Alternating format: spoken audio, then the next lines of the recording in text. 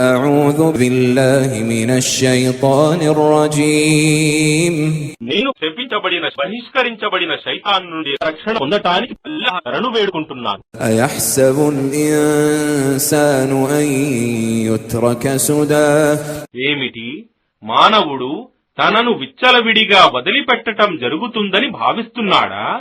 ألم يكن نطفة من مني يمنى ఏమి అతడు ప్రసరింపజేయబడిన ఒక వీర్య బిందువు కాడా? ثم كان علقة فخلق فسوى తరువాత ఒక రక్త కండగా జలగగా ఉండేవాడు కాదా? తరువాత ఆయనే అల్లాహయే అతనిని సృష్టించి అతని రూపాన్ని తీర్చిదిద్దాడు.